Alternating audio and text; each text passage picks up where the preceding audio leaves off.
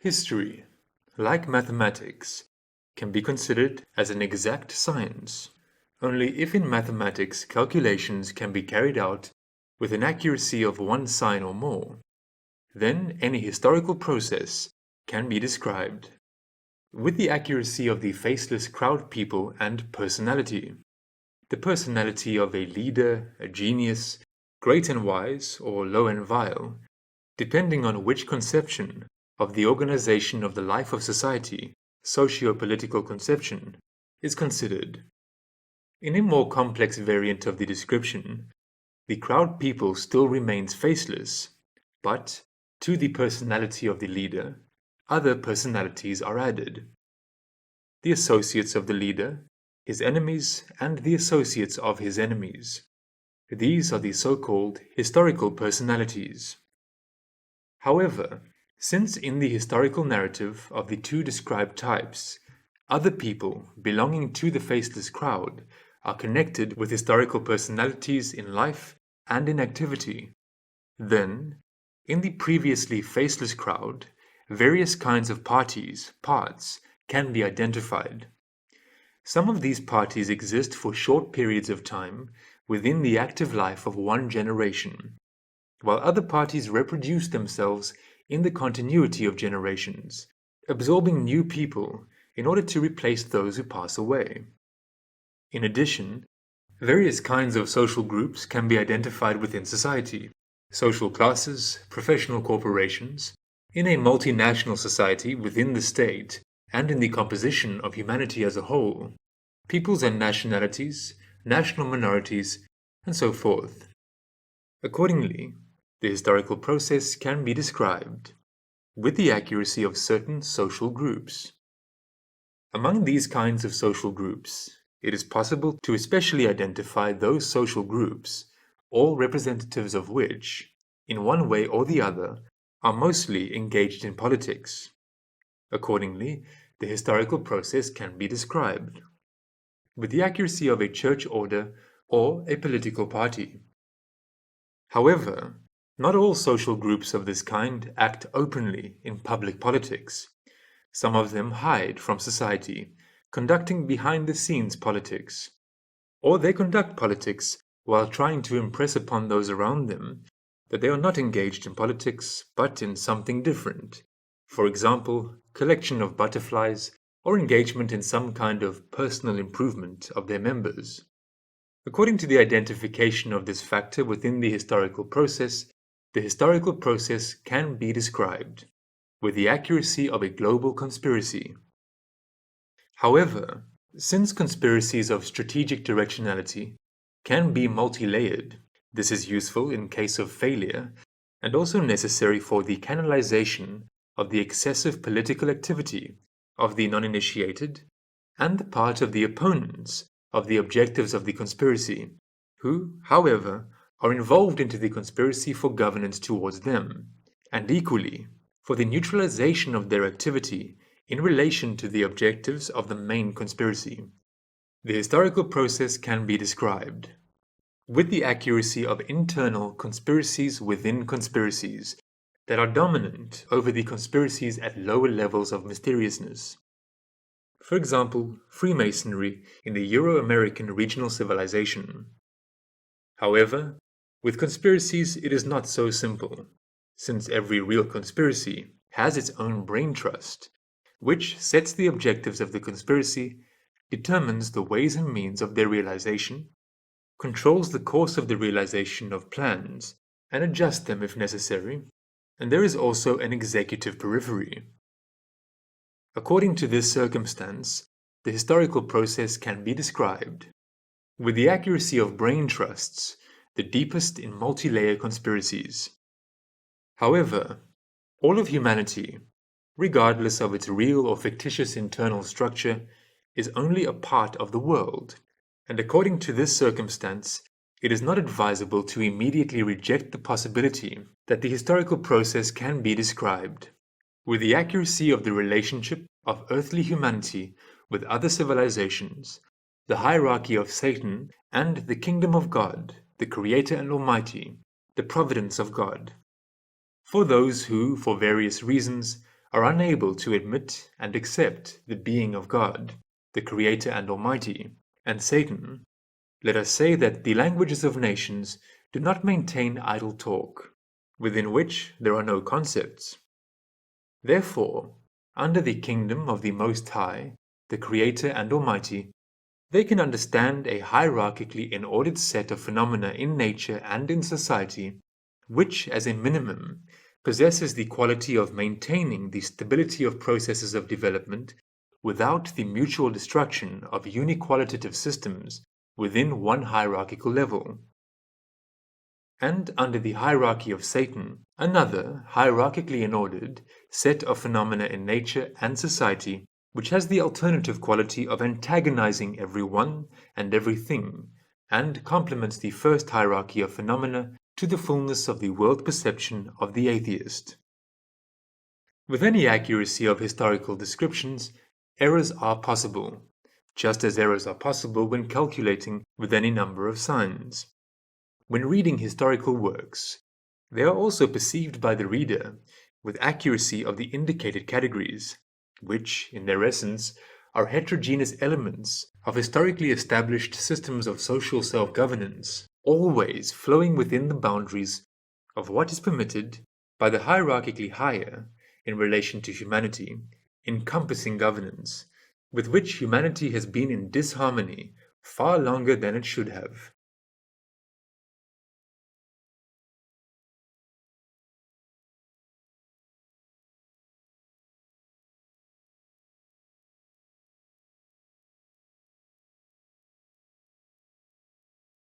Global politics as a historical phenomenon did not appear in the 20th century along with the formation of such institutions as the League of Nations and the UN. This is an ancient phenomenon, which is, as a minimum, approximately 3,000 years old.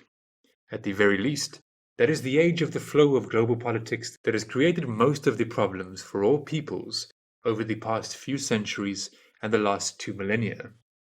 The essence of this stream of global politics is laid out in the Bible as follows: Thou shalt not lend upon usury to thy brother, your fellow Jew, as it follows from the context.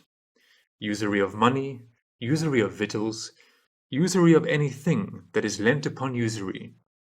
Unto a stranger, that is, a non-Jew, thou mayest lend upon usury, but unto thy brother thou shalt not lend upon usury, that the Lord thy God, i.e., the devil, if one judges the essence of usurious parasitism according to one's sophist, may bless thee in all that thou settest thine hand to in the land whither thou goest to possess it. The latter refers not only to ancient times, and not only to Palestine, the land promised to the ancient Hebrews, because it is a quotation not from a transcript of the ancient scroll found at the place of excavations, but from a widely published book claimed by all churches and a part of the intelligentsia to be the eternal truth supposedly passed down from above. Deuteronomy 23:19-20. And thou shalt lend unto many nations, and thou shalt not borrow. Deuteronomy 15:6. And thou shalt reign over many nations, but they shall not reign over thee. And the Lord shall make thee the head and not the tail, and thou shalt be above only, and thou shalt not be beneath. If that thou hearken unto the commandments of the Lord thy God, which I command thee this day, to observe and to do them. Deuteronomy 28:12-13. And the sons of strangers, that is, subsequent generations of the non-Hebrews, who have run up debts which could be repaid by no means to the tribe of usurious co-religionists, shall build up thy walls. Today many Arab families from Palestine are dependent on the opportunity of working in Israel, and their kings shall minister unto thee. I would rather be a Jew of the kings than a king of the Jews, was the way one of the Rothschilds answered the compliment. You are the king of the Jews. For in my wrath I smote thee, but in my favor have I had mercy on thee. Therefore thy gates shall be open continually, they shall not be shut day nor night, that men may bring unto thee the forces of the Gentiles, and that their kings may be brought. For the nation and the kingdom that will not serve thee shall perish, yea, those nations shall be utterly wasted. Isaiah 60:10-12. The hierarchies of these so-called Christian churches claim this abominable conception to be holy, while the canon of the New Testament, which had been censored and edited as far back as prior to the Nicene Council 325 CE, in the name of Christ, proclaims it, without any basis and until the end of times, to be benevolent divine providence. Think not that I am come to destroy the law, or the prophets. I am not come to destroy, but to fulfill. For verily I say unto you, till heaven and earth pass, one jot or one tittle shall in no wise pass from the law, till all be fulfilled. Matthew 5:17, 18. Recognizing the sacredness of the Bible and the belief in the non-perversion of revelations from above, the racially elite fascist doctrine of Deuteronomy Isaiah of the enslavement of all becomes the dominant political doctrine in the culture of the biblical civilization, and the New Testament programs the psyche of the flock of churches in the name of Christ for submission to the biblical project of the enslavement of all. But I say unto you, that ye resist not evil, but whosoever shall smite thee on thy right cheek, turn to him the other also. And if any man will sue thee at the law, and take away thy coat, let him have thy cloak also. Matthew 5:39, 40. Judge not, that ye be not judged. In other words, you have no right to decide what is dobro and what is evil in the concretics of life, and therefore do not resist anything. Matthew 7:1. This is the concrete meaning of the Bible, as a result of which the entire biblical civilization arose, and by means of which the so-called West and partly Russia are governed. Everything else in the Bible is trifles and accompanying circumstances aimed at disordering the mind and enslaving the will of people. As a result, in the biblical regional civilization, a peculiar system of intrasocial relations is developing, penetrating into all its states and national societies, recognizing the Bible as sacred, or at least tolerating it out of ignorance or nravious indifference towards dobro and evil. The highest level of the hierarchy, the higher-ups of the project who prefer to avoid publicity in their activities. This is the so-called world behind the scenes. The second level of the hierarchy, law-abiding Jews, who are entrusted with the mission of direct governance in the regions where there is a Jewish diaspora. The lowest level, those professing traditional Christianity in one of its modifications based on the canon of the New Testament and the tradition of interpreting the Bible for non-Jews, as well as atheists and representatives of other faiths who have to their name no alternative global projects. In addition to this, connective and nervous tissue of the system, linking its components together and ensuring their interaction, Freemasonry, acting on the basis of the principles. Everyone, to the extent of initiation, works for that which he understands, and to the extent of non-understanding, for those who are initiated into higher degrees than he is, and for those who understand more, regardless of the possession or non-possession of initiation. Strict obedience and answerability of the carriers of lower degrees to the higher ones. Herewith, degrees from 1 to 33 can be obtained by everyone who wishes to take part in the project and who are not denied this. From 34 to 66, only Jews. From 67 and above, only rabbis. Belonging to the highest degrees in each category requires, in most cases, although there may be exceptions, the hereditary affiliation of the applicant to the system. Such racial clan filtration and the requirement of hereditary affiliation are a sufficiently reliable barrier against the promotion of the anti-Masonic agents introduced into Freemasonry to leading positions in the system throughout the life of one generation, over which conceptually powerless fighters against the Yiddo-Mason conspiracy, in which both Yids and Freemasons are merely figures arranged in a somewhat more complicated way than in chess, do not ponder, and conceptually powerful people who don't accept the biblical project have no need for such penetration into its structures with the objective of leading and changing the directionality and character of its activity. And in order to prevent the formation of ideas about the systemic integrity and a determined purpose orientation of biblical culture in society, history textbooks do not say anything intelligible about the biblical global sociological doctrine and about Freemasonry as an instrument of its implementation, which distorts the views of the majority on the course of history and politics, including the views of the politicians themselves. That is, Freemasonry is engaged in the construction of a global state. It does not, however, do so abstractly, in general, but concretely, in line with precisely the mentioned program of global politics, about which almost all sources whose authors write about global politics and Freemasonry remain silent. However, in its external manifestations, Freemasonry is ideologically omnivorous in the literal sense of the word.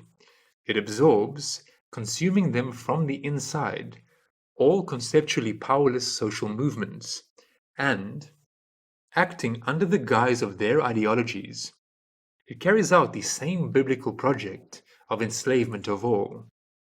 This kind of ideological omnivorousness is given to society by it, in its own name, and anonymously, as religious tolerance, tolerance for the beliefs of other people.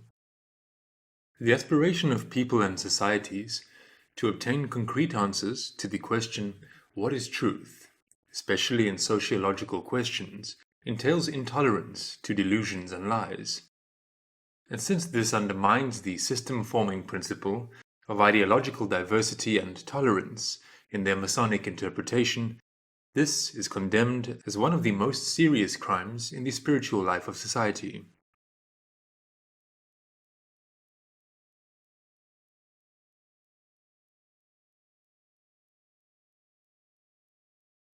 Stalin's reply to the greetings of the workers is much more interesting and meaningful if we consider its text, first published in the newspaper Zaria Vostoka, Tiflis, number 1197, June the 10th, 1926, not in the historical context of 1926, but in the context of the circumstances of 1948, when the 8th volume of Stalin's works was published, and in the context of subsequent history.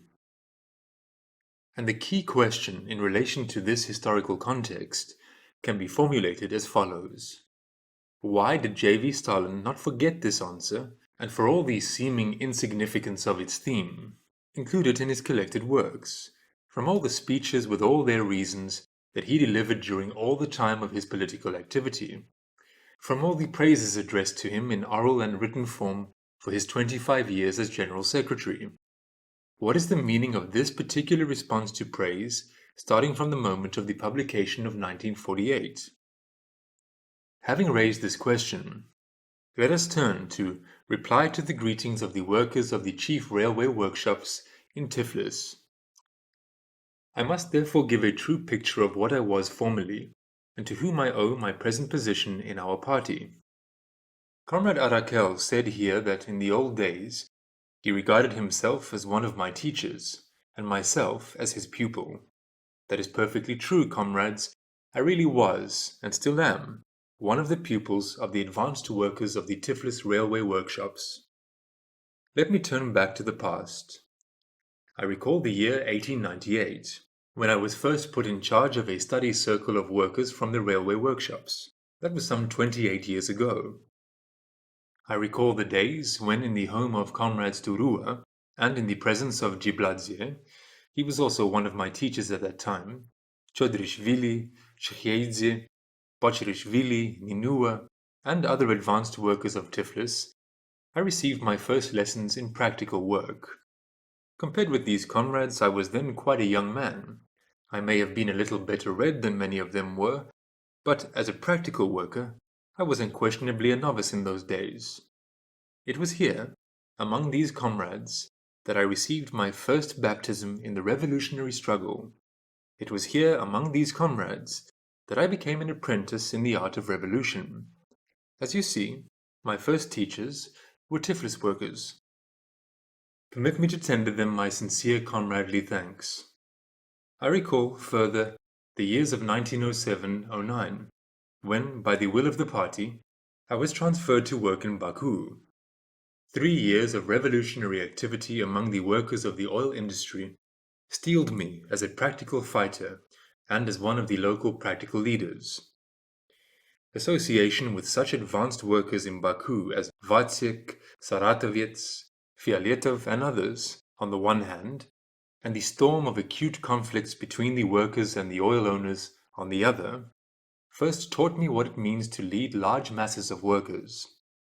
It was there, in Baku, that I thus received my second baptism in the revolutionary struggle.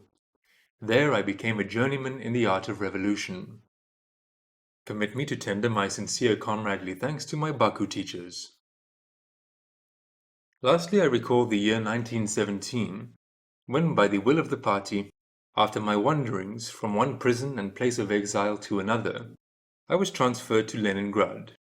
There, in the society of Russian workers, and in direct contact with Comrade Lenin, the great teacher of the proletarians of all countries, in the storm of mighty clashes between the proletariat and the bourgeoisie, in the conditions of the imperialist war, I first learnt what it means to be one of the leaders of the great party of the working class. There, in the society of Russian workers, the liberators of oppressed peoples and the pioneers of the proletarian struggle of all countries and all peoples, I received my third baptism in the revolutionary struggle. There, in Russia, under Lenin's guidance, I became a master workman in the art of revolution. Permit me to tender my sincere comradely thanks to my Russian teachers, and to bow my head in homage to the memory of my great teacher, Lenin. From the rank of apprentice, Tiflis, to the rank of a journeyman, Baku, and then to the rank of a master workman of our revolution, Leningrad, such, comrades, was the school in which I passed my revolutionary apprenticeship. Such, comrades, is the true picture of what I was and what I have become, if one is to speak without exaggeration and in all conscience. The articulate speech of a person has the feature that it can be understood exclusively in its direct meaning. However, some oral speeches and texts, along with a direct meaning, sometimes trivial, carry some other meaning that can complement the direct one, but it may also be that the meaning conveyed allegorically can be much more significant than the meaning conveyed directly. Understood in the literal sense, J.V. Stalin's reply to the greetings of the workers of the chief railway workshops in Tiflis can really be understood and appreciated in the sense that these are ordinary ritual etiquette speeches in the style "from our table to your table" and nothing more. However, bearing in mind that the terms apprentice, journeyman, and master workman used in the translation of this letter in Russian correspond directly to the terms entered apprentice, or fellow craft, and master. An objective reality is the fact that the terms used by J.V. Stalin correspond to the sequence of passing the degrees of initiation in Masonic lodges, which in some cases are not called lodges, but workshops. Accordingly, translated from Masonic jargon into English, the entire above reply of J.V. Stalin to the greetings of the workers, who at that time did not really have adequate ideas on how politics was carried out, and in particular global politics, means: "You, comrades, out of your best feelings, have spoken a lot of nonsense to me, but you don't understand anything about what is really going on, and therefore I am forced to restore the true picture of what is happening. However, I am not able to speak about it directly since I am not yet willing to die, but I can say allegorically, as the leader of the CPSUB and the Soviet people, I was created by Freemasonry. I traveled the path of initiations from entered apprentice to master of the revolution. I would also like to draw your attention to the fact that baptism is normally accepted once, and 3 times baptism is a sign that all this is opposed to true Christianity as an ideology and as a practice of building the kingdom of God on earth. This, comrades, is the true picture of our life, if we speak without exaggeration, according to Sovest. Even if you, my contemporaries, don't understand this allegory, then descendants will understand it and continue our Bolshevik work of the reign of Spravedlivosť on earth. The inclusion of reply to the greetings of the workers of the chief railway workshops in Tiflis in 1948 in the collected works of J.B. Stalin, in conditions of a long, not publicly disclosed conflict between Bolshevism and Freemasonry in all its branches, was the exposure of the hidden historical truth about the era of Marxist revolutions at the beginning of the 20th century. And this is not speculation about the era, and not a variation of the fantasies of politicking maniacs in the spirit of the anti-Masonic horror stories of the last 2 decades.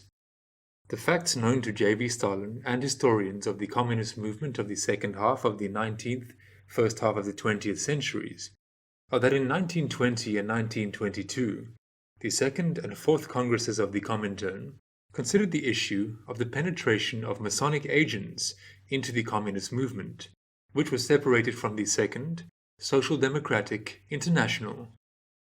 What follows is a quote from the book by V. Yemelyanov, Dezionization. For the first time, the question of Freemasonry, precisely in connection with the leadership of the French section of the Comintern, arose at the Second Congress in 1920.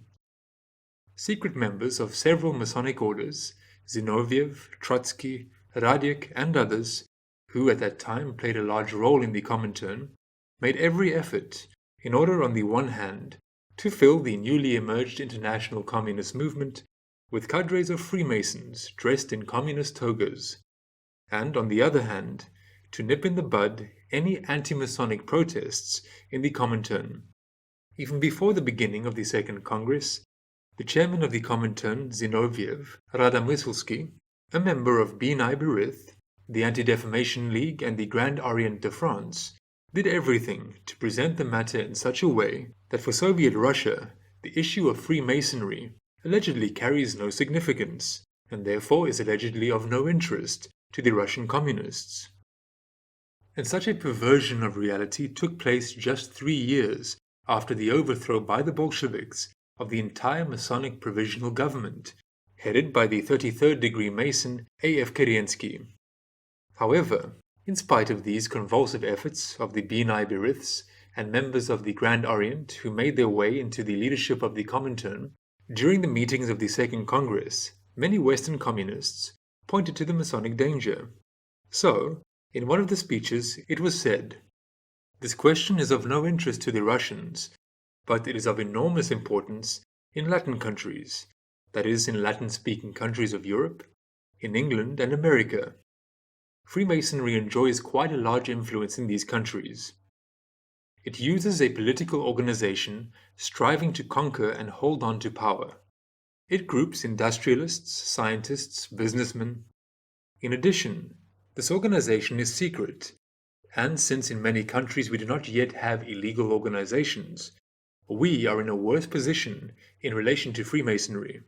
Comrades adhering to Freemasonry can control us, while we do not have the ability, in turn, to control their organizations.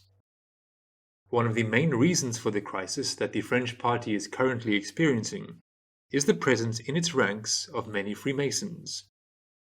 Since the members of the French party basically belonged to the same Grand Orient as Zinoviev and others, the latter, at this Congress of the Comintern 1920, despite a rather lively discussion on the issue of Freemasonry, did not hint at it themselves. Nevertheless, unanimously, with one abstaining, Zinoviev, the plenary session of the Second Congress of the Comintern accepted the proposal of the Italian party that a member of a communist party cannot simultaneously be a member of a Masonic lodge. Immediately after the end of the work of the Second Congress of the Comintern, Zinoviev, through the agents of the Anti-Defamation League, which he had introduced into many parties that were part of the Comintern, launched a vigorous activity of discreditation of all those Italian and some French comrades who spoke at the Second Congress with condemnation of Freemasonry. For almost a year, these comrades were under unprecedented pressure from the entire pack of Masons secretly introduced into the Comintern. As a result, at the Third Congress of the Comintern in 1921, a statement of the Italian Socialist Party to this Congress was read out, in which, with reference to the decisions of the Livorno Congress of the ISP in particular, it was said, turning to the relationship between the ISP and the Communist International, the Congress confirmed its initial, voluntarily adopted decision to join the International, and thereby undertake to obey the decisions of the last Moscow Congress, i.e., the Second Congress of the Comintern at which the Italian proposal on Freemasonry was adopted. In this regard, the Congress declares that the ISP includes all 21 conditions in its program. It rejects the reservation concerning Freemasons. Thus Zinoviev managed to force the Italian comrades to abandon their own fundamentally correct position. And also, bypassing the unanimous decision of the Second Congress to not include the clause on the incompatibility of communism with Freemasonry in admission condition number 21 to the Comintern. Due to this position of Zinoviev at the Third Congress of the Comintern, no one else said a word about Freemasonry.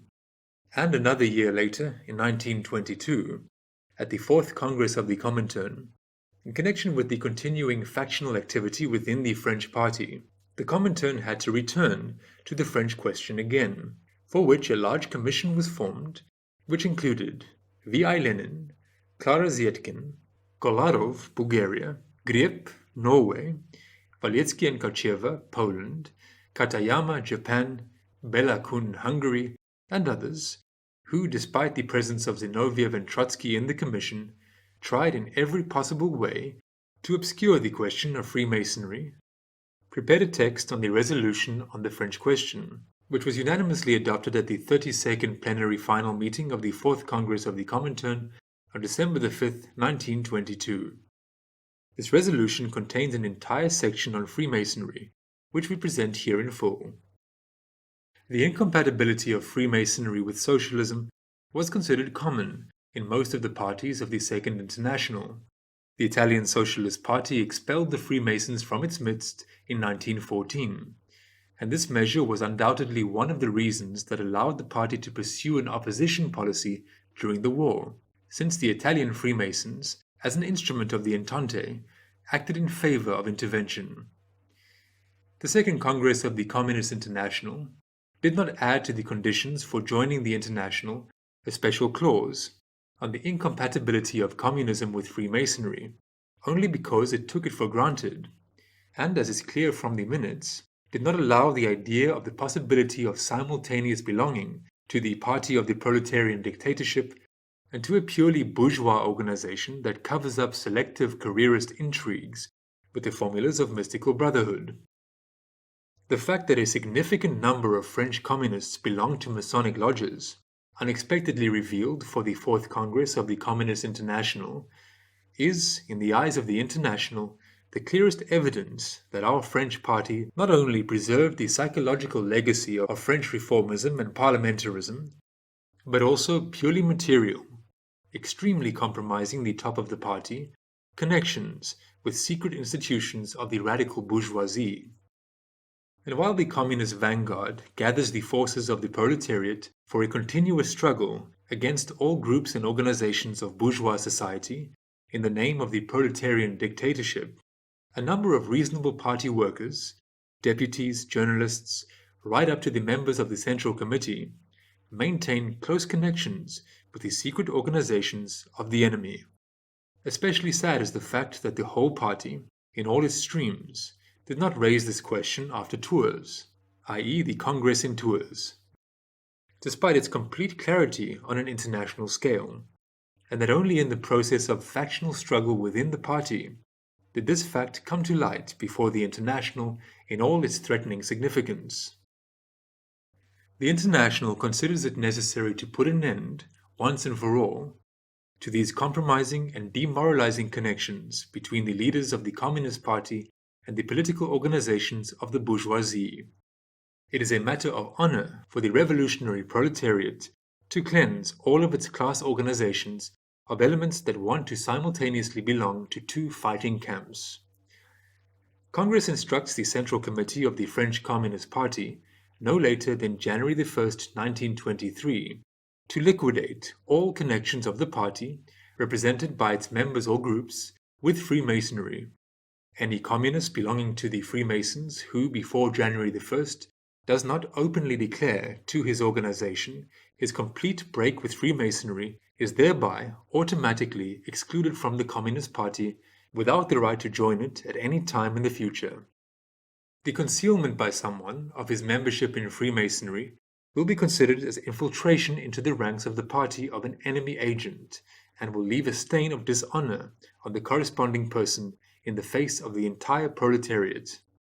Taking into account that the very fact of belonging to Freemasonry, regardless of whether this or that material, careerist and other defamatory objects were pursued in the given case, testifies to the extreme underdevelopment of communist consciousness and class dignity. The Fourth Congress recognizes it necessary that comrades who until now have belonged to Freemasonry and who have now broken with it should not be able to hold responsible posts in the party for 2 years. Only hard work in favor of the revolution as rank-and-file members of the Communist Party can return these comrades to full confidence and restore their rights to occupy the relevant posts in the party, says the resolution of the Fourth Congress of the Comintern. V.N. Yemelyanov was an Arabist by education. For some time he was an advisor to N.S. Khrushchev in the Middle East, while the latter was the first secretary of the Central Committee of the CPSU. That is, the above fragment is taken from a book written by a man who, being an assistant to the first person of the party and the state, had at the very least unofficial access to a lot of unreleased materials. The day after December 5th, 1922, the Fourth Congress of the Comintern, on the initiative of V.I. Lenin, adopted an anti-Masonic resolution. V.I. Lenin ended up in Gorky, where a little over a year later, in 1924, his life ended. Whether this was a direct result of the doctor's success in the fulfillment of their duties, or whether the Masons' guardians were not involved, and V.I. Lenin himself, being at the mercy of materialistic atheistic beliefs, was not ready to withstand the blow of the Masonic egregor, the question is open. That is, in relation to the historical past, the publication in the collected works of J.V. Stalin, reply to the greetings of the workers of the chief railway workshops in Tiflis, really should be viewed precisely in the context of the relationship between heterogeneous Freemasonry and Bolshevism. In addition, there are some more aspects of the symbolism of the allegory. A railway is a network, a kind of matrix of possible displacements, in which politics can flow from one quality of organization of the life of society and people in it to other qualities. Workshops are the chief, that is, of global significance, if considered in the aspect of politics. Now let us turn to the question of why and for what exact reason J.V. Stalin was put at the head of the party and state. And in this case there are also many facts that, if placed in the scheme proposed by N.S. Khrushchev at the 20th Congress, would destroy it. However, before talking about them, it is necessary to clarify that in addition to public politics, there also exists politics which is behind the scenes, including global behind the scenes. The so-called world behind the scenes has existed for a long time, from the time of the earlier exodus of the Jews from Egypt, and exercises its power in ways different from those used by the governments of states, and which are perceived by the crowd as a means of exercising power in the life of society.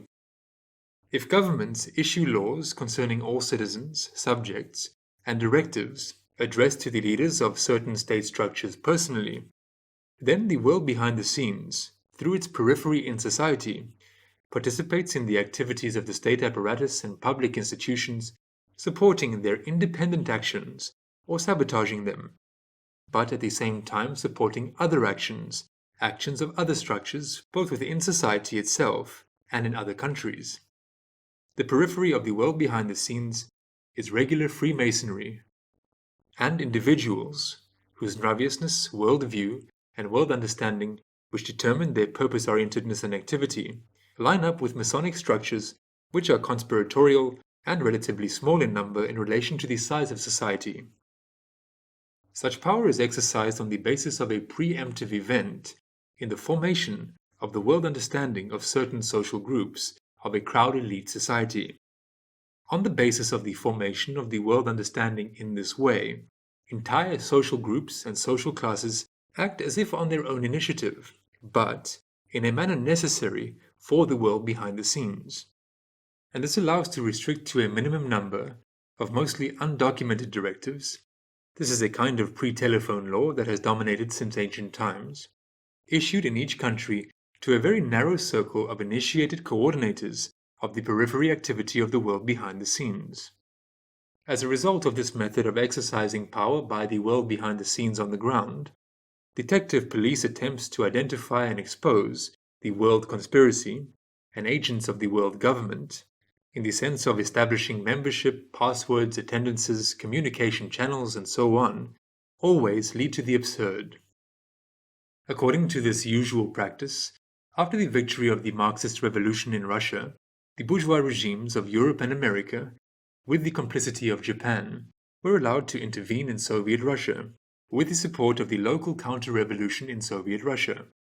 However, as demonstrated by the research of global history of the Russian Civil War and intervention, the counter-revolution suffered military defeat as a consequence of betrayal by its foreign allies. Under the pressure of internal movements with slogans like "Hands off Russia," military deliveries were called off shortly before decisive battles.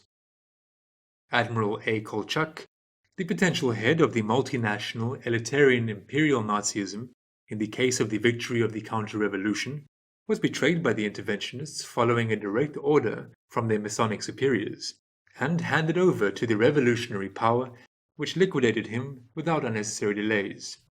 Without undertaking any attempts to persuade him, although he was an outstanding scientist and an outstanding professional in naval affairs. The last front of the civil war in Russia was, in its essence, the Crimean front against Baron P.N. Wrangel. Under the word of M.V. Frunze, who guaranteed the life of those who surrendered, after P.N. Wrangel's flight abroad, the Crimean group ceased resistance and laid down arms in an organized manner. Immediately after this, M.V. Frunze was sent by the High Command to a new duty station, and in his absence, the Inter-Nazis, the organizers of this war crime were precisely the Inter-Nazis, Skilansky, Zalkind, Zemliachka, Belakun, destroyed up to 50,000 imprisoned white officers in Crimea, violating the guarantees given to the surrendered prisoners of preservation of life, thereby depriving the Bolsheviks of patriotically oriented cadres of governors, and at the same time discrediting M.V. Frunze personally, and another time the communist movement as a whole. This case is not something out of the ordinary. It is one of the last in a series of events of this kind in the Civil War. In its course, the mass, in a number of localities close to total extermination of representatives of the former governing elite, with families, including children, was a common phenomenon, not motivated by any real anti-Soviet activities of the victims. Therewith, there was such a large number of Jews in the staff of the heads of the Cheka apparatus in the center of the localities, especially in Ukraine, that the Cheka of those years can be considered as a prototype of Hitlerite Gestapo, but in a Jewish rendition. The Crimean massacre was organized when the Civil War had already been won by the Reds. There was no military necessity for it. Many White Guards were demoralized by the defeat and the fact that the people supported not them, but the Reds, the Soviet power. This was a good psychological prerequisite for many of them, having rethought their participation in the Civil War, to after some time become the builders of a new Russia, since most of them were patriots.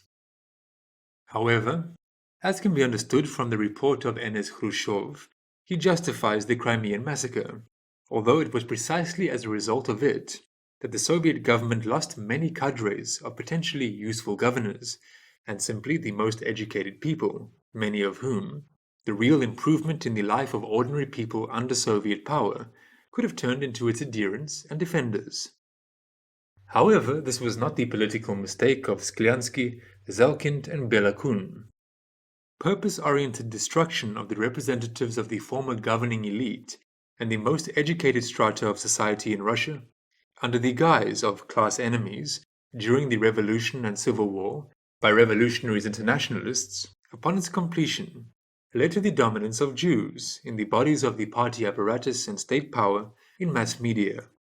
This became both a consequence of the direct cadres policy of inter-Nazism to destroy outsiders physically and morally under any pretexts and to promote their own to key positions, and a consequence of the fact that in the Russian Empire by the end of the 19th century, it was precisely the Jews who were the most educated part of the multi-tribal population, ahead of all other ethnic groups in terms of statistical indicators of education. And work in the government required a certain minimum educational level, which the remainder of the population of the country, not belonging to the class enemies, hostile to the proletariat and peasantry, did not have. In other words, if we move away from the norms of political correctness, then the Great October Socialist Revolution was only all peoples socialistic in terms of slogans, but in its essence it was Jewish Masonic, fascistic, and its purpose was to replace the capitalistic form of exploitation of the majority by a minority, based on the power of money, to a more advanced form, based on the power of a plausible but inherently false sociological knowledge, replacing the elite national governing minority with an even more elite, cosmopolitan, international minority led by the representatives of Jewry and its ancient occult masters. However, in the very first years of peaceful life, the world behind the scenes and its periphery in the RSFSR USSR faced the fact that the majority of workers and peasants were loyal to the Soviet power, and many, especially from among the youth, actively supported it of their own initiative. However, along with this, there began the growth of what the fascists inter-Nazis call anti-Semitism in wide strata of society. In the prevailing social conditions, such persons as L.D. Bronstein, Trotsky, L.B. Rosenfeld, Kamenev, G.E. Apfelbaum, Zinoviev, and their other fellow tribesmen, at that time the cult leaders of the revolution and the working people who won the Civil War, could not be the personification of state power in the period of the then long process of building a new social system. L.D. Trotsky clearly did not understand this and aspired to become a leader, not wanting to free himself from his adherence to inter-Nazism. This is the reason that he got hit on the head with an alpenstock. If he were a Bolshevik, he would have lived to a ripe old age, as did L.M. Kaganovich. It should also be understood that if the revolution is accomplished in the course of an imperialist war, from the calamities of which everyone except the elite who profits from the war become fatigued, as it was in Russia in 1917, within society, there is one attitude towards the revolution and towards the new power emerging as a result. Whichever power it is, nonetheless, it is a savior from calamities. A completely different attitude, however, inevitably emerges towards a revolution in society with the same political objectives if a new power arises as a result of the victory of an aggressor who has started a revolutionary war for the liberation of the working brothers of another country from the oppression of capital, while the working people themselves have not yet become imbued with the idea that they absolutely need a revolution and a new power. Or if a new government arises as the result of organization of a state coup d'etat in a country living a peaceful life, which is clearly seen in the attitude towards the idea of socialism in the Baltic states. In 1917, the Red Latvian riflemen did not think about any separation of Latvia from Russia and were in perfect harmony with the Siberian riflemen. After the October Revolution of 1917, the Red Latvian riflemen were one of the most reliable pillars of the new statehood. In one of his articles, L.D. Bronstein, Trotsky, even stated that if it were not for them, then Soviet power would have collapsed. In 1940, after the entry of the Baltic states into the USSR, organized from within by the periphery of the inter-Nazi Comintern, widespread dissatisfaction with Soviet power and socialism immediately began to develop, which intensified until the collapse of the USSR in 1991. These very significant political circumstances were not perceived by the psycho-Trotskyist Marxists in the USSR as a political reality. In addition, while the civil war in Russia was ongoing, the revolutionary situation in European countries came to naught, which made the world Marxist revolution impossible in the near future. These circumstances led to the fact that the world behind the scenes was forced to agree with the point of view of V.I. Lenin. First socialism in one country, and then the transition to socialism in all other countries, which V.I. Lenin expressed back in 1915. Among the leadership of the CPSU, J.V. Stalin adhered to the same point of view. As noted by some researchers of the biography of J.V. Stalin, in the pre-revolutionary and first post-revolutionary years, among the latter, he joined the majority that had succeeded in forming, and in this way, advanced in making a party career. His works were written in a common language, which, on the one hand, ensured the intelligibility of their meaning to the consciousness of a simple, illiterate, and poorly educated working people, and on the other hand, convinced the governing intelligentsia in the party of the ignorance of J.V. Stalin himself, who allegedly simply could not master the highly scientific jargon with which the party intelligentsia spoke and wrote, but which ordinary people did not understand: immanent, permanent, fideism, epistemology, and such like words from the literature of Marxist intelligentsia, which practically are not found in the works of J.V. Stalin. Therefore, from the point of view of party leaders such as Trotsky, Stalin was neither an outstanding party philosopher, economist, writer publicist, nor an outstanding orator, able to captivate the masses to revolutionary exploits by word of mouth. The intellectual leaders and their associates and hangers-on considered him to be ill-mannered, poorly brought up, rude, poorly educated, an ungraduated seminary student, lazy, he did not write anything in his last exile, and accordingly incapable of thinking independently. This gave rise to the illusion that J.V. Stalin could be governed by more intelligent and more wisely educated leaders, even if he became nominally the first person in the party. Therefore, the advancement of J.V. Stalin to the heights of the inner party power did not provoke objections and resistance from the world behind the scenes and its periphery. In addition, J.V. Stalin was a Natsman, Russian abbreviation for national minority. Like the majority of the leaders of the revolution, of Georgian origin, which seemed to be an automatic guarantee of suppression by him of the germination of the threat of great Russian nationalism and Nazism. All this contributed to the fact that the world behind the scenes considered it possible to entrust J.V. Stalin with the task of personifying the success of the building of socialism in one country. The Bolsheviks, for their part, as V.I. Lenin, losing health due to injury, lost the ability to lead the party and the state, were also contemplating on the topic of who would lead the continuation of their cause.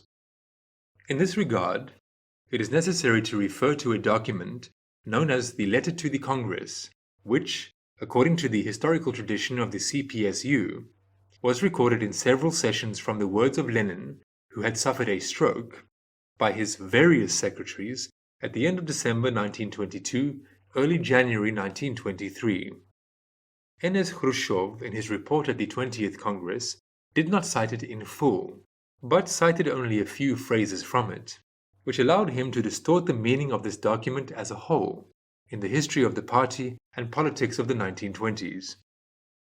The letter talks about how to avoid another split in the party in the future and ensure the stability of the Central Committee by formal means, and not by achieving a unity of views on all questions of the activity of the party on the basis of the mastery by its members of the methodological culture of cognition and world understanding.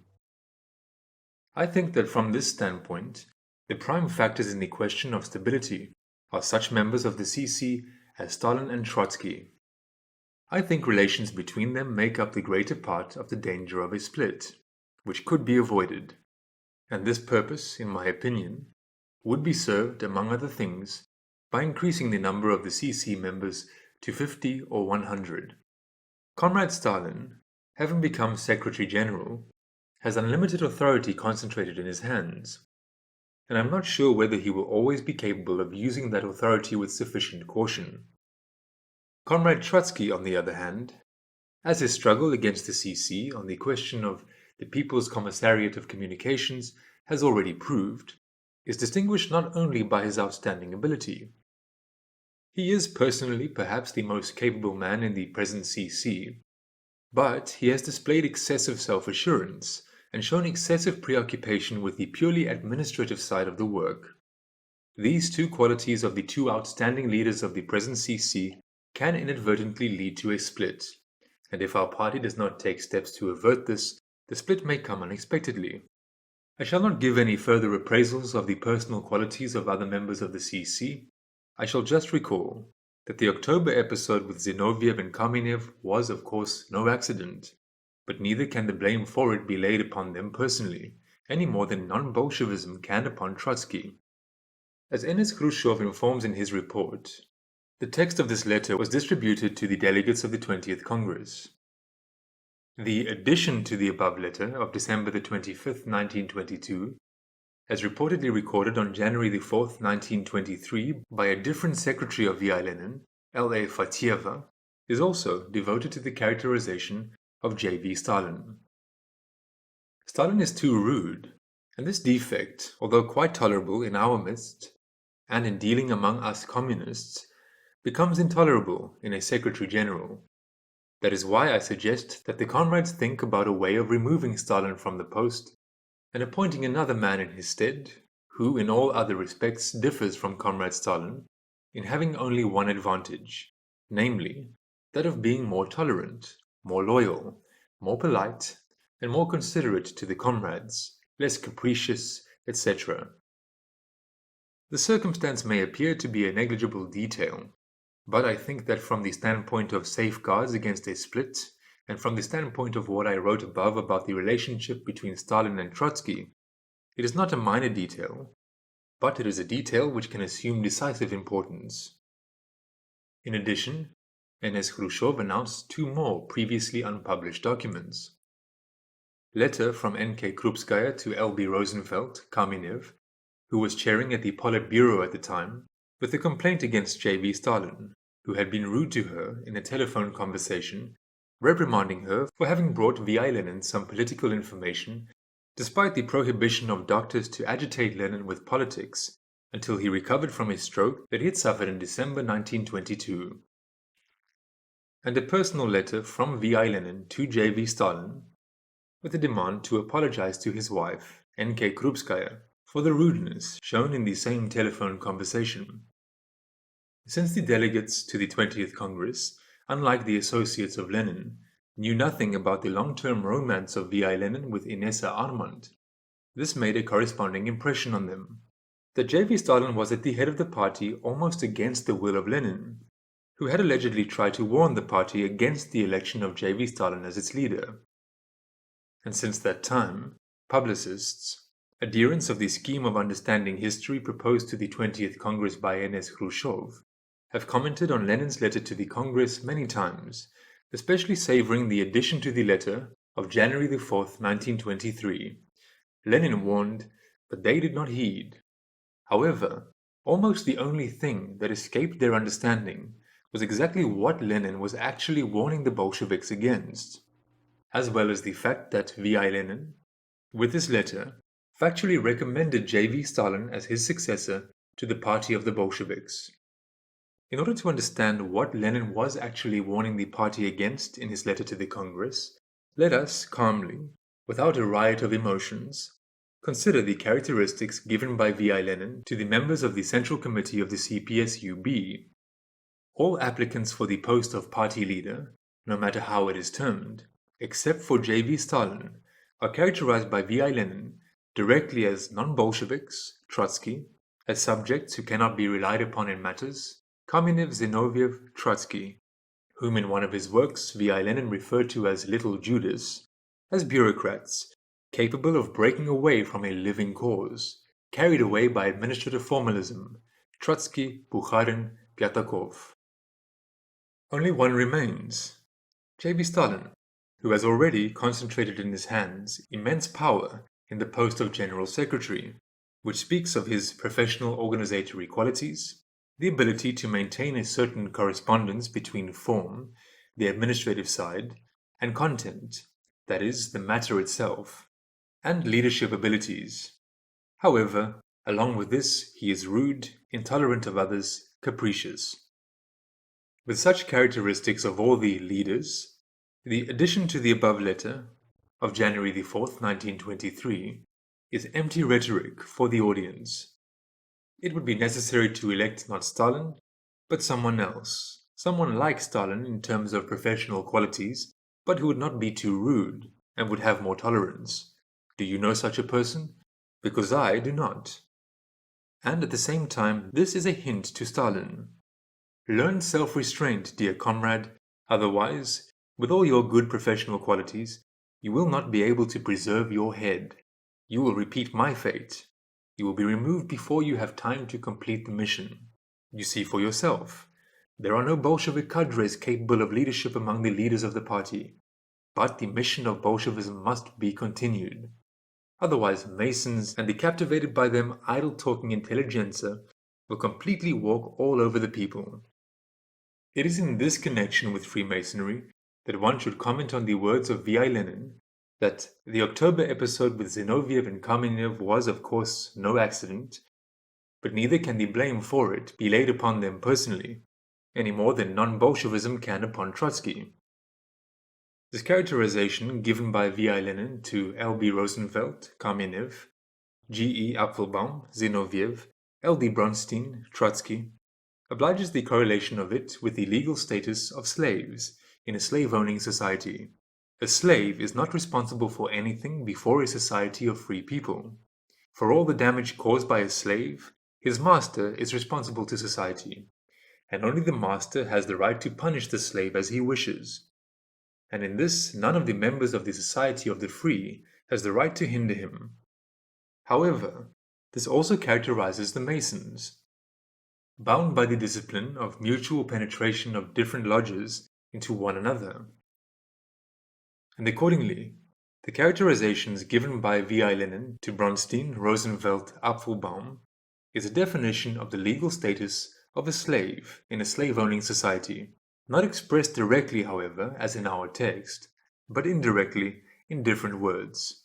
In correspondence with this, and with what we now know about that era, including the thematics of the Second and Fourth Congresses of the Comintern, V.I. Lenin's description of this threesome can only be understood as a hint that the mentioned leaders of the party are in reality puppets, slaves of the masters of Freemasonry, the executive periphery of the world behind the scenes.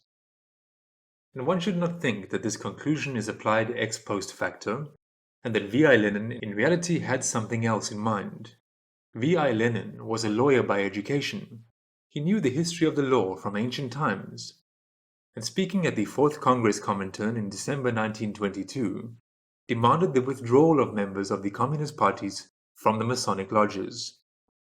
A contemporary and eyewitness to the events, J.V. Stalin, commented on the October episode of Kamenev and Zinoviev in a similar way, in his speech at the joint plenum of the Central Committee and the Central Control Commission of the CPSUB on October the 23rd, 1927, and also in connection with the letter to the Congress, which the Trotskyists already accused the Central Committee of concealing. The opposition is trying to use Lenin's will as a trump card, but it is enough to read this will to see that it's not a trump card for them at all. On the contrary, Lenin's will is fatal to the present leaders of the opposition. Indeed, it is a fact that in his will, Lenin accuses Trotsky of being guilty of non-Bolshevism, and as regards the mistake Kamenev and Zinoviev made during October, he says that the mistake was not accidental. What does that mean? It means that Trotsky, who suffers from non-Bolshevism, and Kamenev and Zinoviev, whose mistakes are not accidental, and can and certainly will be repeated, cannot be politically trusted. The text of this speech by J.V. Stalin was published in the Pravda newspaper on October the 25th, 1927, and was included in the 10th volume of his collected works. Stalin also says that the mistakes of Kamenev and Zinoviev are of a systematically conditioned character, and therefore Kamenev and Zinoviev must be defended against as representatives of a certain hostile system from the power of which over themselves they have been unable to break free for many years already. If one attempts to evaluate the perception by different people who do not know the behind-the-scenes background given by Lenin in his letter to the Congress of the characterizations of the members of the Central Committee, then for some one thing is significant, while for others something completely different. The fact that J.V. Stalin was rude, allowed himself not to adhere to good high society manners, was significant and is significant now for representatives of the carefree, talkative intelligentsia in the ranks of the party, and for the leaders who had also come out of the intelligentsia or had joined it in the course of professional revolutionary activity. For them, as the leader of the party, an intelligentsia's talker, the same as themselves, is preferable. However, among the ordinary people, engaged in real endeavors on the success of which life depends, that is, in the party mass, in those days rudeness was not considered a serious vice, as it was in the circles of refined intelligentsia. The ordinary people did not pay special attention to the rudeness of a person, and do not do so now, if the person possesses professional qualities that are useful to society, or if behind external rudeness, dobriousness is hidden. Among ordinary people, it is not rudeness that is usually intolerable, but the fact that someone lords himself over others, abusing their social status or abilities, which can also take place in exquisitely polite forms.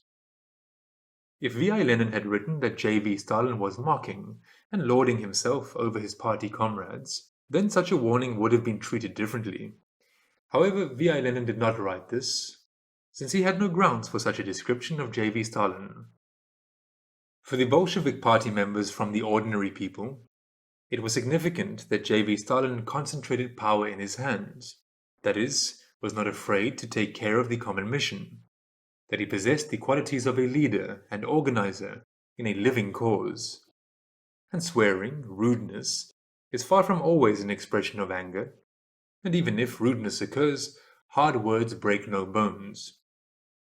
Furthermore, in order for a person engaged in a real cause to break into rudeness, he must also be brought to that point by something, and this is the merit of others. And one must not forget that if we can come to know about communication with J.V. Stalin from the testimonies of contemporaries, many of whom wrote from hearsay, and who were filtered by anti-Stalinists in subsequent times, then in those years, actual communication with J.V. Stalin was not only experienced by V.I. Lenin, N.K. Krupskaya, and other leaders of the party.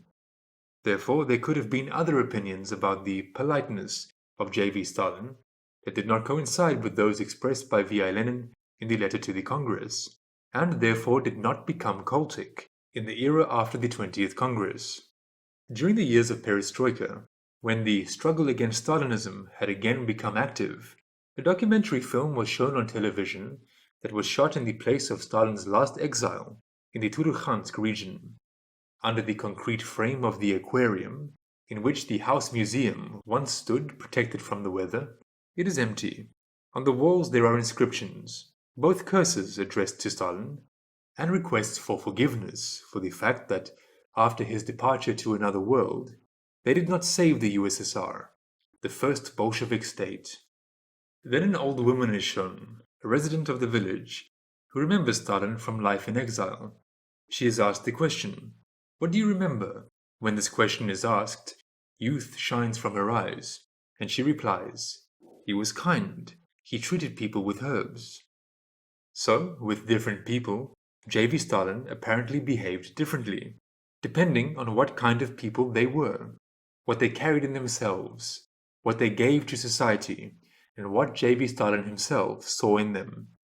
As a result, on the basis of such characterizations given to the leaders by V.I. Lenin, and personal experience of communication and work with all the leaders, the Bolsheviks in the All-Union Communist Party B supported precisely J.V. Stalin as the party leader.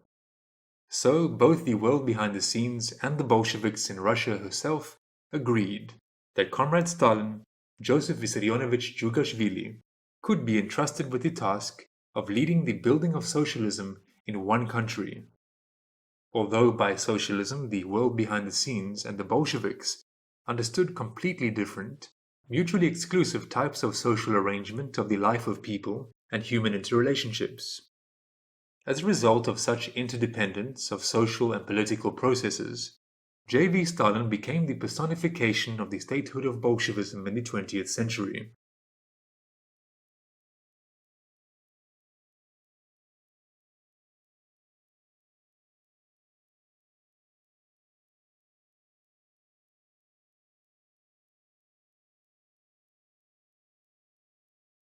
In general, by the end of the 1930s, the successes of the USSR in building a new system of intrasocial relations in one country were undeniable, even taking into account the fact that the economic basis of the new civilization had been built with the forced technological support of developed capitalist countries. Herewith it is necessary to point out that the world behind the scenes intended to extend to other countries the achievements obtained in the social experiment in the USSR. Therefore, throughout the entire period of building of socialism between the First and Second World Wars of the 20th century, authoritative representatives of the Western intelligentsia came to the USSR, traveled around the country, communicated with ordinary people at work and in rest, and with the heterogeneous elite of the nomenclature, and even attended court proceedings in public trials of enemies of the people, and so on. And although the reviews about what they saw were different, on the whole, non-state propaganda on the part of authoritative representatives of the intelligentsia in the West was more pro-Soviet than anti-Soviet, and formed a favorable attitude towards the social experiment in the USSR in the countries of bourgeois democracies. In those years, the Western man in the street, especially educated, enlightened, was more frightened by Hitler's dictatorship than by Stalin's dictatorship, especially since in the USSR, anti-Semitism was regarded as a particularly dangerous crime for which malicious anti-Semites could pay with their lives, since the corresponding articles for the criminal codes of the Union republics, allegedly depending on the degree of its severity, provided for punishment for this up to execution.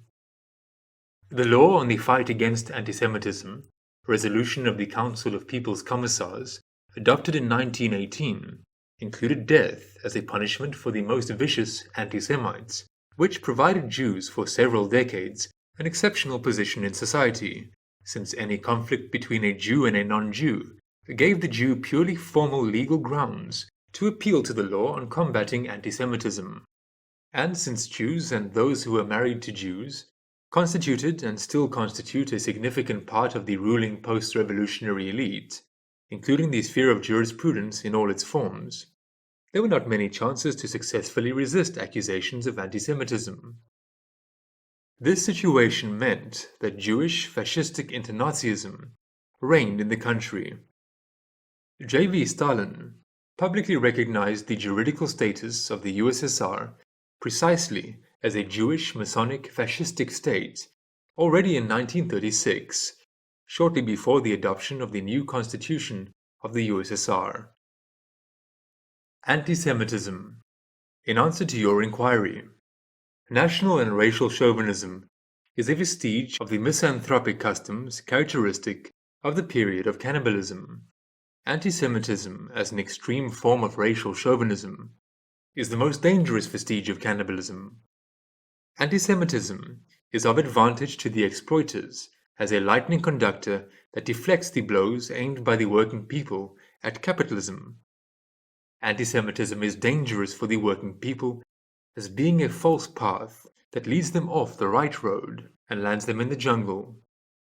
Hence, communists, as consistent internationalists, cannot but be irreconcilable, sworn enemies of anti-Semitism. In the USSR, anti-Semitism is punishable with the utmost severity of the law, as a phenomenon deeply hostile to the Soviet system. Under USSR law, active anti-Semites are liable to the death penalty.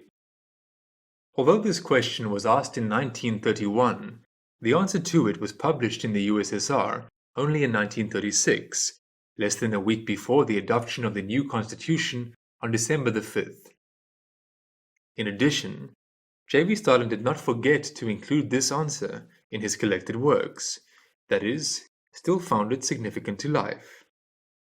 The Jewish Masonic fascistic character of the regime of the USSR is indicated by the circumstance that this is not about the suppression of racism and xenophobia in any form of their manifestation, including anti-Semitism as one of the many manifestations, namely, the legal identification of anti-Semitism as a special danger for the Soviet system, with an overproportional representation of Jews in bodies of state power and prestigious branches of activity.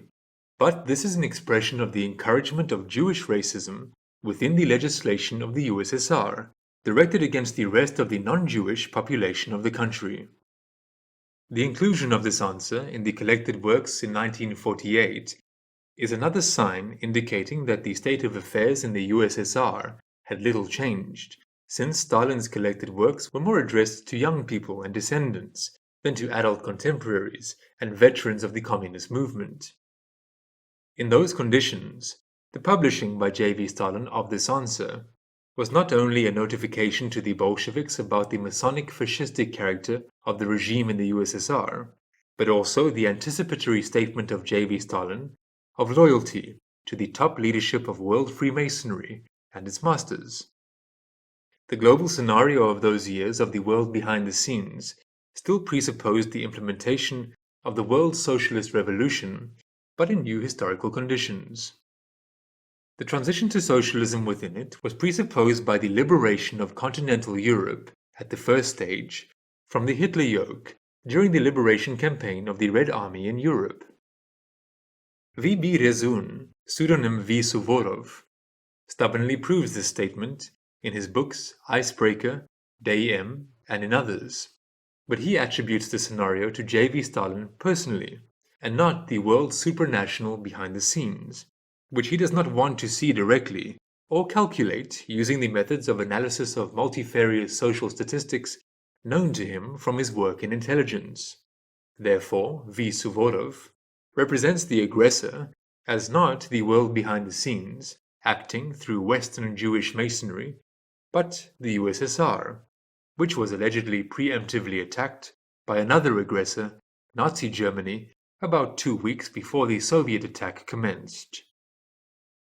In reality, the biblical world behind the scenes existed long before J.V. Stalin came to the leadership of the USSR, and throughout the entire biblical epoch in the history of global civilization was engaged in global political scriptwriting in pursuance of the earlier mentioned doctrine of Deuteronomy Isaiah. And in the global political scenario of the world behind the scenes in 1941, the USSR could no longer be the initiator of the war, even under the pretext of the need to liberate Europe from the Nazi yoke. Firstly, public opinion in Europe and America, for the most part, did not see the directionality of the flow of global history, and in the history of states, it saw only a chain of incoherent, aimless accidents. As a consequence of this, it reacted extremely negatively to the attempt to restore Soviet power in Finland during the Winter War of 1939-1940, when the USSR was attributed with the role of the aggressor. Also, the inclusion of the bourgeois democracies of the Baltic states into the USSR at the end of August 1940, as a result of the export of revolutions and pro-Soviet coups d'etats carried out from within the local periphery of the Comintern, was perceived extremely negatively. And this despite the fact that at the time, the Second World War had been going on for almost a year, and the entry of the Baltic states into the USSR objectively protected them from the threat of Nazi occupation. But, most importantly, it improved the geographic configuration of the fronts of the future anti-Hitler coalition, the creation of which in the very near future was an objective requirement of the time. The political scenarios of the world behind the scenes were then such that the Baltic states could not exist as independent bourgeois democracies. The only question was who, Germany or the USSR, would take them under its jurisdiction. For the leadership of the USSR, the dilemma was not whether to occupy the Baltics or to let the bourgeois democracies develop freely in it. The dilemma was different: to allow Hitler to occupy the Baltics with the support of local Nazis, or to forestall such a scenario and occupy the Baltics itself. And the fact that the pro-German and pro-capitalist elements in these countries, as a result of their inclusion in the USSR, were repressed, and at the same time there were abuses, is natural for that era.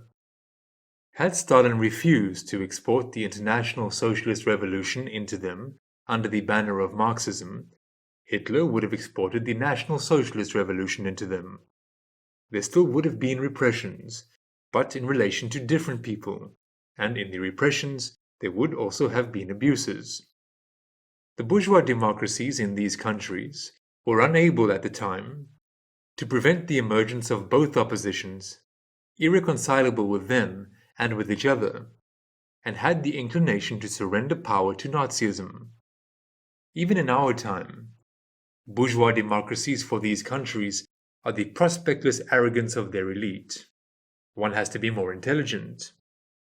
But they complain about J.V. Stalin, and in essence they regret the failed Nazi occupation, instead of thinking about what was vicious in the Baltic bourgeois democracies' societies themselves, as a consequence of which they became grass on the battlefield and fell victim to God's allowance. Secondly, in the bourgeois democratic states of the West themselves, the opposition to the historically formed socio-economic structure in which the Jewish clan supranational bank usury reigned supreme was not only pro-Marxist international socialist. In each of the countries of bourgeois democracy there was also a rather powerful nationalist opposition. Depending on the internal circumstances, the nationalist opposition to bourgeois democracy was either purely oligarchic or national socialist. But in any of the variants, it represented a historically real pro-Hitler fifth column, which played its role in the occupation of all European countries by the Nazis, and which was in readiness for betrayal of the historically formed in them regimes in all the countries which Hitler, for one reason or the other, did not have, or make, time to invade, except for the USSR, where the fifth column was mostly mowed down during the pre-war repressions, although individual and sometimes very severe manifestations of its activity took place. It was to the nationalist opposition that R. Hess appealed when he went to Great Britain in May 1941 with some peace proposals that have not been declassified to this day. There was also a strong nationalist socialist and generally pro-German opposition in the United States, and Argentina in the pre-war years was virtually the South American branch of the Third Reich. For the world behind the scenes, in order to neutralize the internal nationalist opposition in the countries of bourgeois democracies of the West and deprive its activists of the support of the politically inert Philistine, it was necessary to discredit the ideas of national self-awareness. And for this, Hitler had to bring Germany to Nazism and sacrifice it to the world socialist revolution by attacking the USSR. At the same time, the war on the part of Germany was supposed to be a brutally anti-human operation to clear the territory of the residing population, and not a moderate police occupation as it was in Europe before 1941. Most of the victims among the Jewish population of Europe fall in the period after the German attack on the USSR. Such a war against the USSR was supposed to have ended with the defeat of Germany, especially with the support by Western countries of the USSR. In addition, in order for the achievements of the social experiment in the USSR to be extended to other countries without much resistance. The image of the USSR had to become covetedly attractive for their populations and its bourgeois regimes, which throughout the 1930s pursued encouraging and conciliatory politics in relation to Hitlerism, were to become repulsive. For this, the USSR had to cease to be a cultic, abstract symbol of a bright future, as it was in the eyes of the left intelligentsia in the 1930s. But it had to become the real last hope of the layman intimidated by Nazi atrocities, that it was precisely the power of the USSR that would protect humanity from enslavement by German fascism. Therefore, in order for the Red Army's liberation campaign in Europe to be impeccably justified in moral ethical terms throughout the world and desired in the countries occupied by the Nazis, the USSR had to become a victim of the aggression of Nazi Germany. The project World Socialist Revolution, under the banner of Marxism in the middle of the 20th century, as in its beginning, again demanded the organization of a world war for its implementation. The Marxist Trotskyists in the USSR itself, with their political script, did not fit into this political scenario in any way.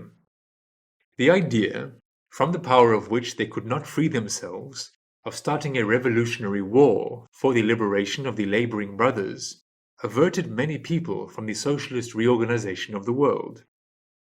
And the scenario of the overthrow of the Bolshevik J.V. Stalin, who to a large extent subordinated the bureaucratic apparatus of the party and state to his will, according to the templates of the Japanese-Russian War and World War I of the 20th century, the overthrow of the governing regime as a result of a military defeat, worked directly against the scenario of global politics of the world behind the scenes and the scenario of the Second World War of the 20th century. The issue with J.V. Stalin personally would be taken up by the world behind the scenes in the post-war period. Therefore, the world behind the scenes not only did not prevent, but itself contributed to the destruction of both L.D. Bronstein and his followers in the USSR and in the Comintern, who did not sense the trends of the time. As a result, during the attack on the USSR, the support of Hitler's aggression by the fifth column in the USSR itself was reduced to isolated episodes. The most significant of them, the failure of General D.G. Pavlov to comply with the directive on bringing the troops of the Western Special Military District into combat readiness, which was one of the most important reasons for the catastrophe in the summer of 1941. D.G. Pavlov, during the investigation, admitted to the fact of his treason, but at the trial, he denied the testimony given by him as to his treason. As a consequence of the fact that on this point, satisfied with the confession of the accused, the investigation did not burden itself with the construction of an evidence base, during the judicial investigation, it was possible to prove only negligence in the performance of official duties. For this, D.G. Pavlov was sentenced to death and shot. He was rehabilitated posthumously by the neo-Trotskyist Khrushchev regime in order to fuel the myth of a surprise attack and J.V. Stalin's personal guilt for it. In reality, it is a well-known fact. The Soviet Navy met the surprise attack on alert. That is, it was not a surprise. If one branch of the armed forces encounters a surprise attack on alert, and other branches of the armed forces are exposed to an enemy attack that is really a surprise for their units and formations, then, in the branches of the armed forces subjected to a surprise attack, there is, as a minimum, criminal negligence and inadequacy of the positions held by many leaders of the highest echelon, and, as a maximum, organized betrayal of the motherland. Realizing this fact, the entire post-war period, the neo-Trotskyist regime hounded the former Commander-in-Chief of the Navy, People's Commissar Minister of the Navy, Admiral N.G. Kuznetsov. The Marshal of the Soviet Union, G.K. Zhukov, whose intelligence and professional military qualifications made it possible to draw the above conclusion, being personally partially responsible for the catastrophe of 1941, participated in the creation and maintenance of the myth of the surprise German attack on the USSR. As a result of its attack on Poland on September the 1st, 1939, Germany found itself involved in a world war, in which it was not prepared for victory. After that, the only possibility for it to avoid becoming a victim in the project World Socialist Revolution was to sacredly honor the Soviet-German Non-Aggression Pact of August 1939, and in the summer of 1941, to carry out Operation Sea Lion. The latter would have allowed Germany, contrary to the position of the governing elite of Great Britain, which rejected the peace offered to it through our Hesse, to withdraw from the war and start revising its racist sociological doctrine in the spirit of multinational Bolshevism, so that it would be possible to unite the peoples of the USSR, Germany, and other countries in line with the conception of building multinational socialism, since Germany was already free from the power of Marxism, and the USSR had just to solve this problem. In connection with the stated possibility of a course of events that did not take place in real history, there is no need to twist arms. Great Britain at that time was the center of the global colonial empire, and accordingly oppressed hundreds of millions of people around the world. The well-being of its own population was largely ensured by the centuries-old politics of colonialism and slavery in line with the biblical doctrine. This is a cocktail of Jewish inter-Nazism and Anglo-Saxon Nazism.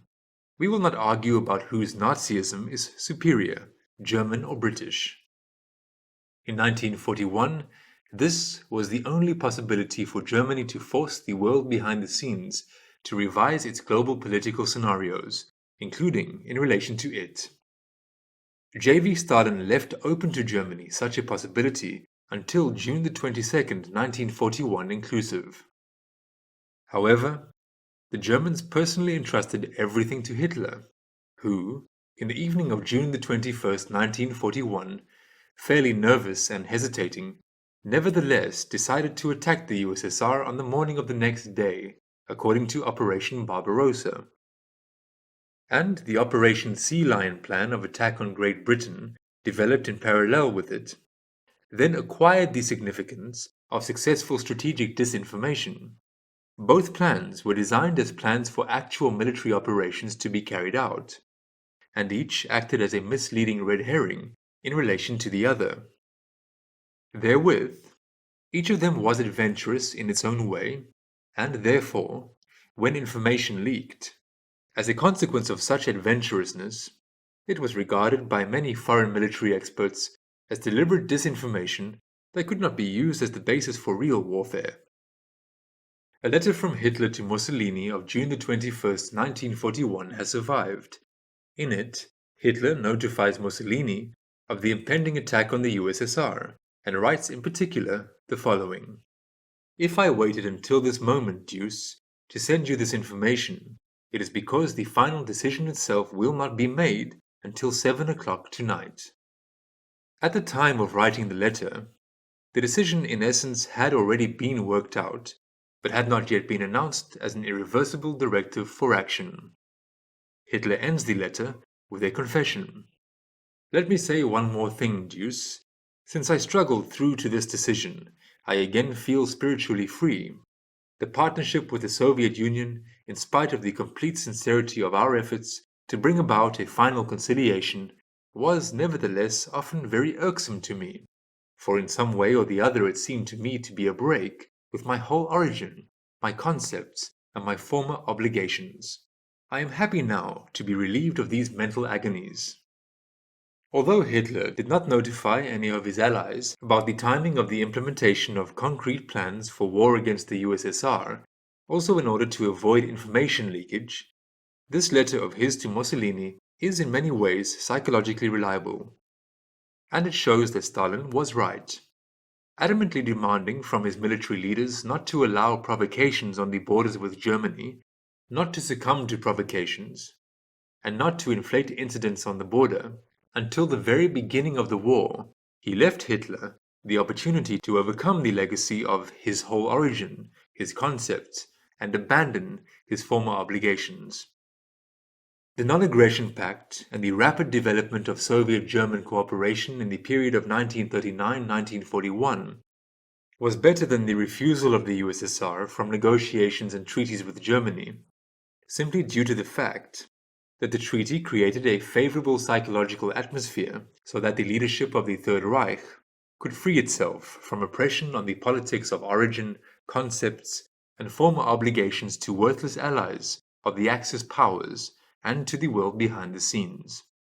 If the treaty had not been announced, then, over the leadership of the Third Reich, in addition to the psychological oppression of those factors about which Hitler wrote to Mussolini, the armed silence of the Soviet Union would also have loomed, which would have created frightening uncertainties for Germany and would have closed the possibility of the final conciliation of both states. The circumstance that Hitler did not find the strength to use for the good of Germany the opportunities provided to him by the Soviet-German Treaty to change his politics in the world and within the boundaries of Germany is in no way the fault of Stalin. This is the fault of Hitler, which was blamed on Stalin. Stalin, as is evident from Hitler's letter to Mussolini, was a very profound psychologist, and correctly assessed not only the military aspects of the situation, but also the psychological background of the war raging in Europe. So, as a consequence of the fact that the Germans showed horrific political myopia and willlessness, and Hitler remained faithful to the world behind the scenes, Germany was defeated, and the ideas of national self-awareness were identified with Nazism, fascism, and racism, and were discredited for many decades in the culture of the majority of the peoples of the earth. As a result of the defeat of Germany, the USSR gained a colossal moral and obvious authority in the world, which was unshakable until the so-called Caribbean Crisis of 1962. The world community did not forgive the USSR for the deployment of missiles in Cuba, although it did not protest against the fact that along the entire perimeter of its borders, the USSR and its allies were surrounded by the military bases, including missile ones, and strategic aviation airfields of the United States and its allies in various blocs. This characterizes the world community. On the other hand, the deployment of missiles in Cuba was a political provocation. There was no military need in it.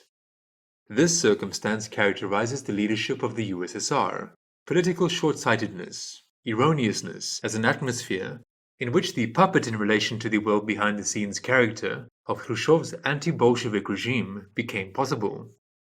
Furthermore, the socialist planned economy of the USSR proved its effectiveness during the years of the country's preparation for victory in the war, both in the course of the war itself and in the years of post-war economic recovery, both in terms of production growth and in terms of indicators characterizing the cultural development of society. However, almost immediately after the end of the Second World War, the world behind the scenes began supporting anti-Soviet forces in the entire part of the world not controlled by the USSR. With that, not only was the state structure of the USSR condemned, but the very idea of socialism as the basis for organizing the life of society was declared in the state propaganda of the bourgeois democracies to be a kind of totalitarian tyranny that suppresses the personality of the individual. At the same time, however, in the countries of bourgeois democracies themselves, many features of the socialist socio-economic structure that had successfully proven themselves in the USSR and in Hitler's Germany began to be introduced. The planned and regulatory influence of the state at the level of the macroeconomy, the development of social provision for youth, as well as adults and old people who have lost their health, and so on. And in most universities, the statehood of the bourgeois democracies for decades turned a blind eye to the Marxist propaganda of the Trotskyist wing among students. Along with this, the character of the economic and cultural interrelations between the USSR and the West had qualitatively changed, both in comparison with the time of the cooperation of the United Nations in the fight against Hitlerism during the Second World War of the 20th century, and in comparison with the pre-war years, when, in general legally, there was an overflowing of scientific technical developments and technologies from the advanced states of Europe and the United States into the USSR, although this side was not covered by Soviet historians, either in preliminary courses or in publications intended for the general reader. After the Second World War, the Iron Curtain arose, which, in fact, did not exist even after the Revolution of 1917, during the years of the Civil War and the diplomatic isolation of the USSR, which for a long time was not recognized by many developed capitalist states. These circumstances suggest that something happened in the USSR itself that was perceived by the world behind the scenes as a threat to its undivided global power. In our opinion, even in the pre-war years, the world behind the scenes had reason to fear that Bolshevism in the USSR, which operated in the first half of the 20th century in the ideological shell of introduced into Russia Marxism and in the organizational forms of the Marxist Party, would get out of its control. As a consequence of the fact that this fear was not empty, at the end of the Second World War, the main problem of the world behind the scenes was to curb, suppress, and eradicate Bolshevism in the USSR and not to spread its socialist culture as a whole to other countries, in which they limited themselves to some measures on the introduction of elements of socialism into the economy and to the propaganda of Trotskyist Marxism in the student environment. Substantiation of the statement about the aggression of the USSR in the era of Stalinist Bolshevism from the control of the world behind the scenes, we will begin with the fact that in order to realize the scenario of the world socialist revolution in the political circumstances that had developed by the summer of 1939, the Soviet-German Non-Aggression Pact was not only unnecessary, but potentially harmful. The fact is that in both states, there were active generations who saw the reality and consequences of the last war between Russia and Germany, and therefore were sincere supporters of good neighborly relations and cultural rapprochement between the peoples of the two countries. All past history has shown that the best times for life in each of them fell on periods of their allied and mutually beneficial trade relations and cultural exchange. This creative potential of people who wanted to avoid a new military clash was a reality in both states, and it only remained to be claimed and supported in state politics. For the world behind the scenes, however, relying primarily on the power of the United States, the Soviet-German Non-Aggression Pact opened up the possibility for an unacceptable change in the global distribution of economic and military power across Allied blocs, while violating the main principle in its global governance, divide and conquer. Before the conclusion of the Soviet-German Non-Aggression Pact in 1939, it was as follows: USA and Great Britain, as a force that determines the victory of one of the parties in the opposing pair, Germany and its allies on the one side of the front line, the USSR, practically without allies, on the other. As a result of the conclusion of the Soviet-German Non-Aggression Pact, it became as follows. The prospect of a dual situation opened up, the United States against a united Eurasian bloc, with the leadership in it of the Bolshevik, by the character of socialism in them, USSR and Germany, possibly united into one union state. Which of the former politicians and leaders in both states would have survived in the course of such a scenario, and who would have perished into political or physical oblivion, is another question. Adherence to the agreement of the political leadership of both states paved the way for precisely this. The global situation, in the case of the development of Germany and the USSR in this direction, was out of the control of the world behind the scenes. Therefore, describing how J.B. Stalin needed a non-aggression pact with Germany in order to attack Germany himself, V.B. Rezun shields the world behind the scenes as the organizer and inspirer of the First and Second World Wars of the 20th century. Although this maximum scenario did not take place in the 20th century, nonetheless, the Soviet-German Non-Aggression Pact still deprived the world behind the scenes of freedom of political maneuver, and therefore became the victory of Bolshevism in global politics. Without this pact, Germany's attack on Poland, already overdue by that time, could automatically have developed into a military clash between the USSR and Germany in the event of an attempt by the USSR to take under its protection the ethnically non-Polish population of the western regions of Belarus and Ukraine, captured by Poland during the collapse of the Russian Empire, or in the event of an attempt by a part of the Polish troops to be interned, crossing the Soviet border.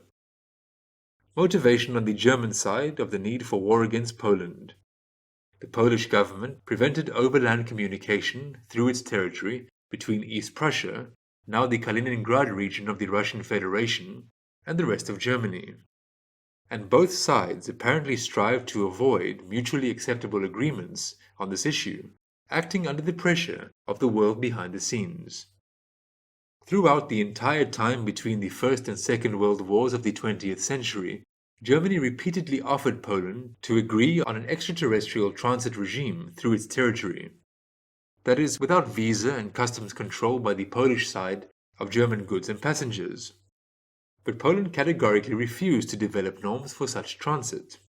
According to the recollections of the Germans, who had to travel from Germany to Germany in transit through Poland during this period, Polish officials were not averse to throwing their weight around, both when issuing visas and during passport and customs control.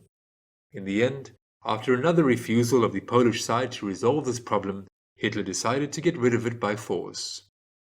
This scenario of a military clash between the USSR and Germany would have automatically guaranteedly come to be if, in August 1939, instead of the Soviet-German Non-Aggression Pact, the USSR had concluded the proposed Allied treaty with Great Britain and France. The Anglo-French draft proposed by France and Great Britain did not oblige these countries to conduct military operations coordinated with the USSR within certain periods after the USSR entered the war in the event of a German attack on one of them or on Poland. At the same time, Poland, in the event of a German attack on it, also refused to let the USSR troops through its territory in order to enter into combat contact with the German troops. Such a policy was idiocy on the part of the governing bourgeois regimes of Great Britain and France.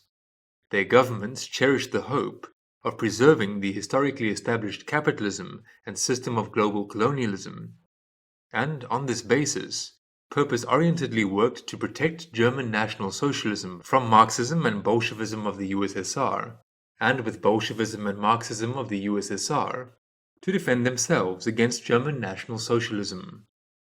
Poland in 1939 was sacrificed by them to this lust in the same way as a year earlier Austria and Czechoslovakia were sacrificed to it, the fates of whom, however, taught the wise men in Warsaw nothing.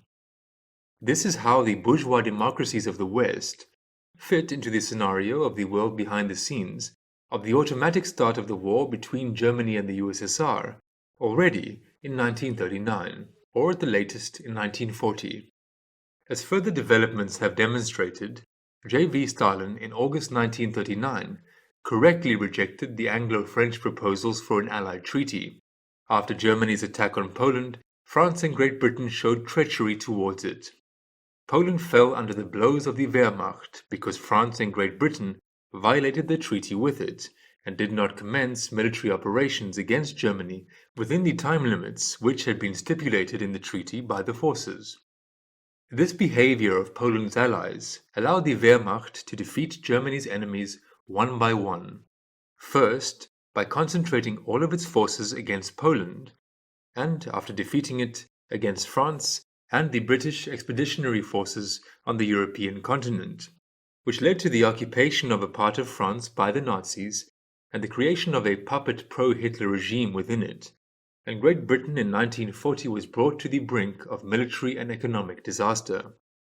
There is no reason to believe that the bourgeois governments of France and Great Britain would have fulfilled their allied obligations towards the Union of Soviet Socialist Republics more conscientiously than they fulfilled them towards bourgeois Poland. The agreement between the USSR and Germany, which was ripe for aggression against Poland, on non-aggression, excluded the possibility of automatic involvement of the USSR in a war with Germany and its allies, given the contemplative position of France and Great Britain, and indeed delayed the war with Germany by almost 2 years, making it possible to rearm and reorganize its armed forces. The Soviet-German Agreement of 1939 is disgraceful for the USSR if one pretends that the world behind the scenes does not exist. If one relates to the global supranational political scriptwriting of the biblical world behind the scenes, then it is justified, being a step towards the liberation of all mankind from the tyranny of the biblical world behind the scenes.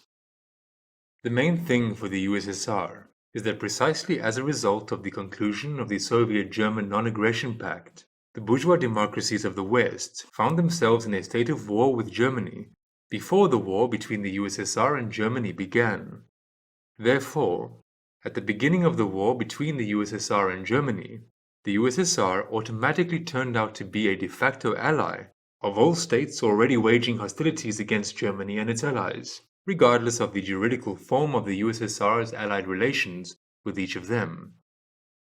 If the World War had begun as a war between the USSR and Germany, repeating the scenario of the First World War of the 20th century, then the world behind the scenes would have had the opportunity, based on the loyalty of each of the warring nations and their evaluations of the prospects, to choose the time and side for the bourgeois democracies of the West to enter into the war, in order to exert its decisive influence on the end of the war and the post-war structure of the system of international relations. The second sign, also bad from the point of view of the world behind the scenes, comes at a time immediately after the surrender of Germany. This is the victory parade in Moscow on the Red Square on June the 24th, 1945. From the point of view of a simple Soviet person who is not familiar with Masonic rituals and legends, it would be logical that if Germany's attack on the USSR took place on June the 22nd, then the victory parade should also take place on June the 22nd. It would be symbolic. You wanted June the 22nd, you get the June 22nd victory parade. However, the victory parade took place for some allegedly unknown reason, not on June the 22nd, but on June the 24th. But if one recalls Masonic symbolism and rituals, then June the 24th is the day of John the Baptist, after whom is named one of the directions of Judeo Masonry. In the Freemasonry of John, June the 24th is annually the day of the Order's holiday. Accordingly, the appointment of the victory parade to June the 24th is a sign indicating those who really started that war in order to achieve their political objectives with its help. Where did the initiative come from in terms of the appointment of the day of the victory parade to June the 24th? From the representatives of the world behind the scenes or from J.B. Stalin? Until now, this is an open question, and we have never seen any publications on this topic. But in any case, it is significant that J.B. Stalin withdrew himself from taking the salute at the victory parade on the day of Freemasonry of John. 2 reasons for his self-withdrawal are given. The first, J.B. Stalin, allegedly, at first wanted to take the salute at the parade himself. However, in preparation for this, he, as it is said, fell from a horse during training in the arena, and they could not find a calm horse for him. Under the pressure of such circumstances, insurmountable for him, J.B. Stalin, allegedly gritting his teeth from the missed opportunity to show off, was forced to yield the honor and glory of taking the salute to Marshal of the Soviet Union G.K. Zhukov, who was originally a cavalryman by his military origin. This version is very popular with representatives of the anti-Stalinist intelligentsia. Also, from hatred of Stalin and the desire to explain to the crowd the reasons for the victory of the Great Patriotic War, stemmed attempts to create a posthumous cult of Marshal of the Soviet Union G.K. Zhukov, in order to obscure the truth about J.B. Stalin and that era. G.K. Zhukov is supposedly the main and almost only creator of the victory, unfairly infringed upon by J.B. Stalin in the post-war years. Those who believe in this delusional thesis forget that G.K. Zhukov was only a professional military man, and victory in the Great Patriotic War required pre-war preparation, both in global politics and in internal politics, preparation of the national economy, and in the course of the war itself, coordination of front and rear operations. All this in aggregate from the end of the 1920s, during the war years, and until the end of his days, was led by J.V. Stalin. Stalin also directed the activities of G.K. Zhukov, although in the subsequent times of the exposure of the personality cult of J.V. Stalin, all this was overgrown with legends and historically unreliable lies, especially about the initial period of the Great Patriotic War, including with the complicity of G.K. Zhukov himself. Zhukov himself did not carry the aspiration to become, after the victory of the Great Patriotic War, the legitimate successor of J.V. Stalin, or the usurper, the Soviet Bonaparte. But there were political, in essence anti-Bolshevik aspirations among the post-war generals, and G.K. Zhukov, with his characteristic conceit and ambition, was a really convenient figure who, in the case of success of the anti-Stalinist military conspiracy, could be appointed as the head of state, at least for the period of the formation of the new regime. By removing G.K. Zhukov from Moscow, J.V. Stalin factually saved him, at the same time frightening generals with repressions against some high-ranking military personnel for abuse of office and violations of Bolshevik ethics expressed in love of trophies. As for the activities of Marshal of the Soviet Union G.K. Zhukov in the post-war years, as life has shown, in his personal and professional qualities, his complicity in the persecution of the former People's Commissar of the Navy N.G. Kuznetsov alone speaks volumes. He did not correspond to the positions above the commander of the military district, or at most, commander-in-chief of the ground forces, since not in the pre-war years, not during the war years, not after, did he find the opportunity to delve into the affairs of aviation and the navy, and therefore could not professionally lead the development, combat training, and the use in peacetime and wartime of the armed forces of the USSR as a whole. G.K. Zhukov was what he was, and should be thanked for the good that he did.